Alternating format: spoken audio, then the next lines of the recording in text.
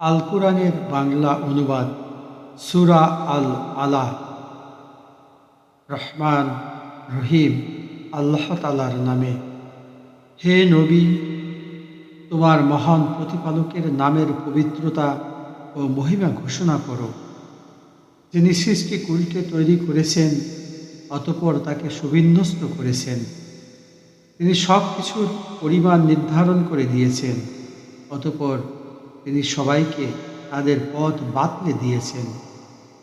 তিনি ভূচরের জন্যে তৃণাদি বের করে এনেছেন, অতঃপর তিনিই তাকে একসময় খড়কুটোয় পরিণত করেছেন।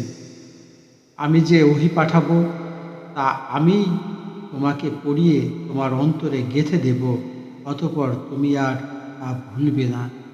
অবশ্য আল্লাহ তাআলা যদি চান তা ভিন্ন কথা।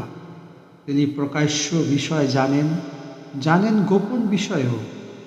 আমি তোমার জন্যে সহজ পদ্ধতিগুলোর সুযোগ করে দেব, কাজেই তুমি তাদের আল্লাহ তাআলার কথা স্মরণ করাতে থাকো, যদি স্মরণ করানো তাদের জন্য উপকারী হয়। যে ব্যক্তি আল্লাহ তাআলাকে ভয় করবে সে অবশ্যই এর থেকে উপদেশ গ্রহণ করবে, আর যে পাপী ব্যক্তি সে তা এড়িয়ে যাবে। অচিরেই যে ব্যক্তি বিষাদকায় আগুনে গিয়ে পড়বে, অতঃপর সেখানে সে মরবে না, বাঁচার মতো করে সে বাঁচবেও না।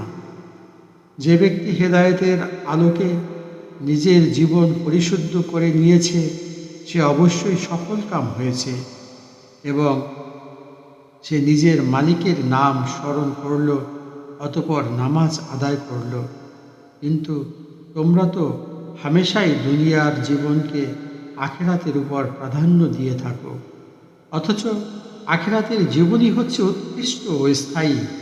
নিশ্চয়ই একথা আগের নবীদের কিতাবসমূহে মজুদ রয়েছে, উল্লেখ আছে তা ইব্রাহিম এবং মূসার কিতাবসমূহেও